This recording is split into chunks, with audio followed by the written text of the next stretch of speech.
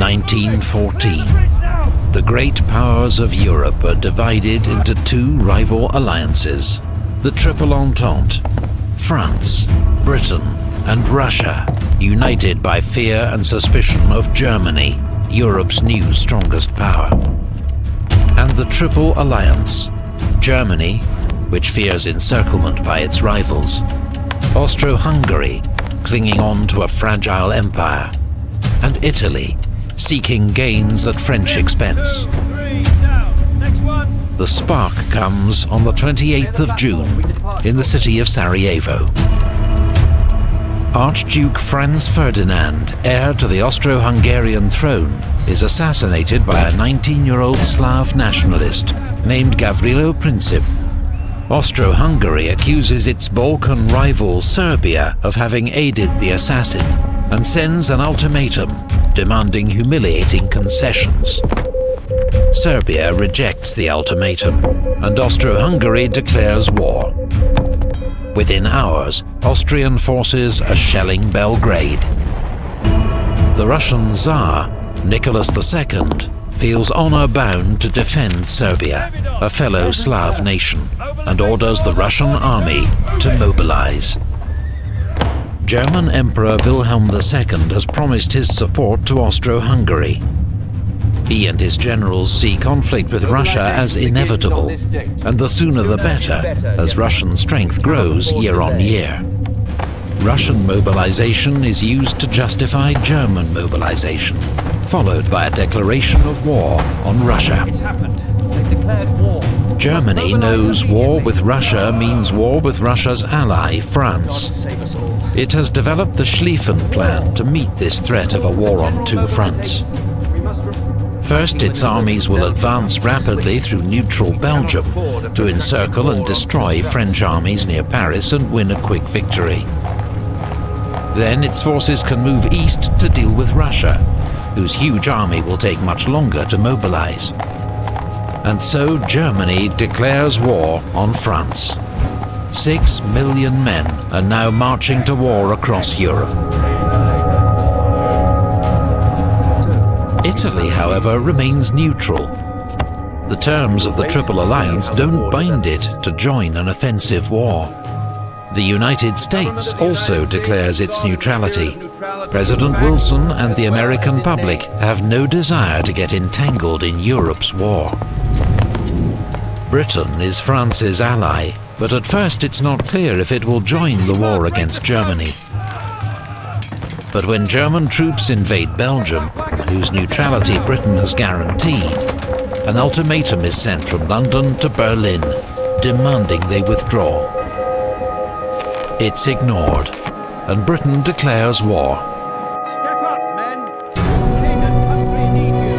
Don't let others fight your battles. The order calling. A British expeditionary force lands in France, while the German invasion is held up for crucial days by Belgian resistance at the fortress city of Liège.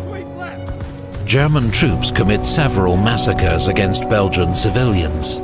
The atrocities are inflated by Allied propaganda and help turn public opinion in neutral countries against Germany.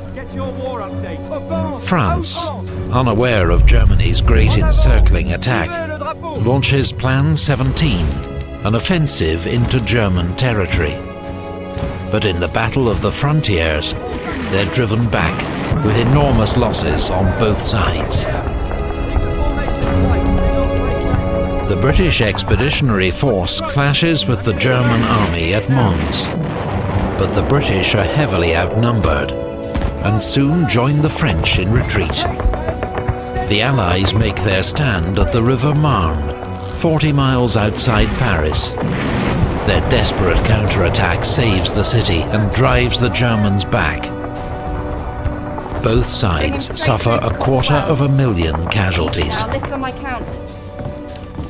The race to the sea begins as both sides try to outflank each other to the north. A series of clashes leads to the First Battle of Ypres, where the Allies desperately cling on and prevent a German breakthrough. There are more heavy losses on both sides.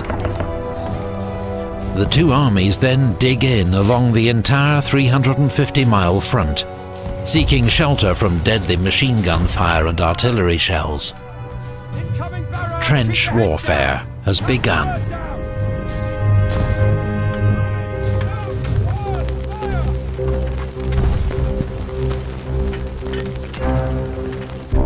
British warships win the first naval battle of the war at Heligoland Bight, sinking 3 German cruisers. Britain has the most powerful navy in the world, 29 modern battleships to Germany's 19. They now impose a naval blockade on Germany, preventing contraband goods, including food, from reaching it by sea. The aim is to bring Germany's economy to its knees and force it to surrender.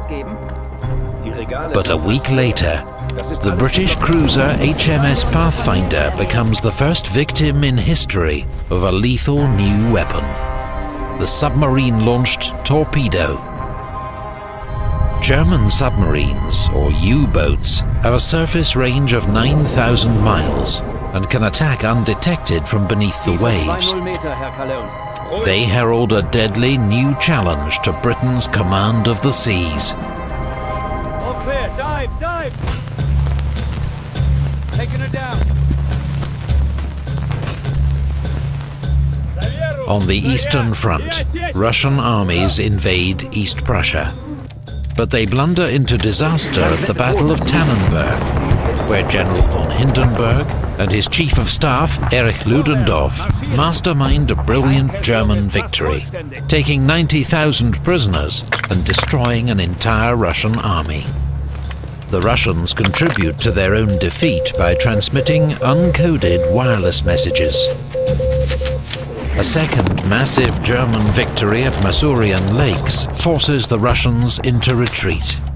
In just 6 weeks, the Russian army suffers nearly 1/3 casualties.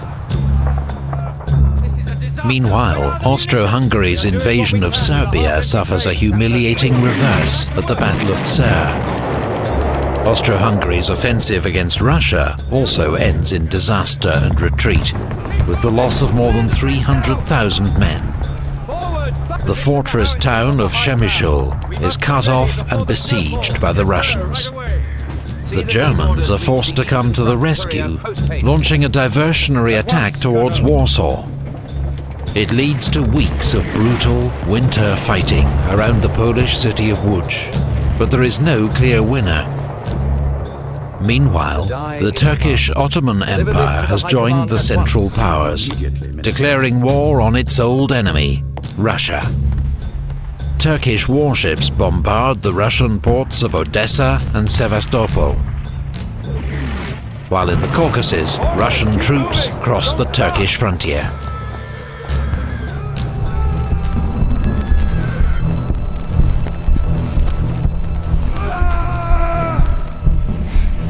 Beyond Europe, the war rages on the world's oceans and in far-flung European colonies.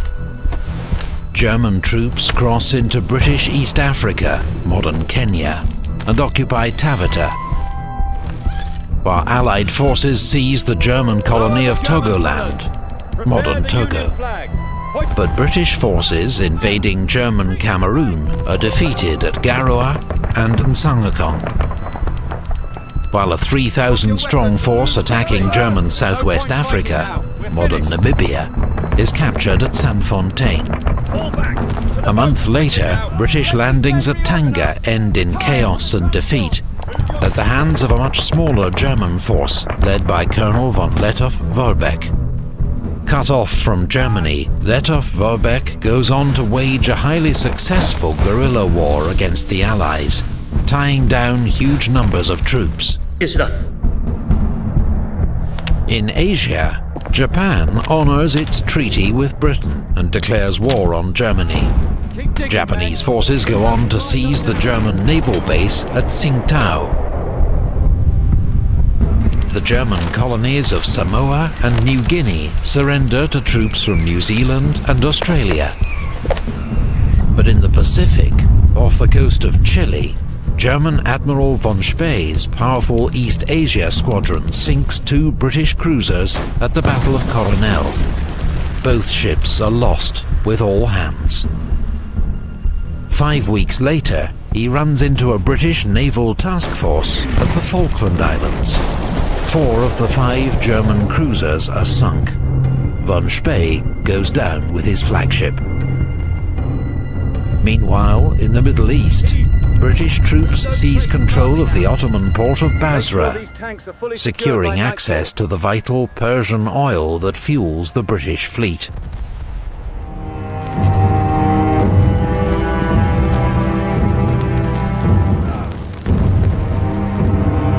That winter, Austrian troops finally capture Belgrade. But the Serbs then counterattack and drive them back once more. The fighting in Serbia has already cost around 200,000 casualties on each side. In the North Sea, German warships mount a hit-and-run raid against English coastal towns, shelling Hartlepool, Whitby and Scarborough, and killing more than 100 civilians. On the Western Front, the French launched their first major offensive against the German lines.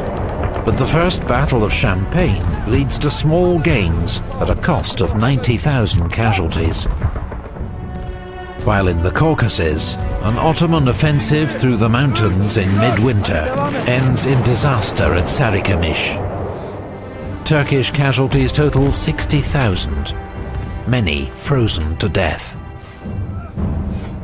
On the Western Front, that first Christmas is marked in some sectors by a short truce and games of football in no man's land, the killing zone between the trenches.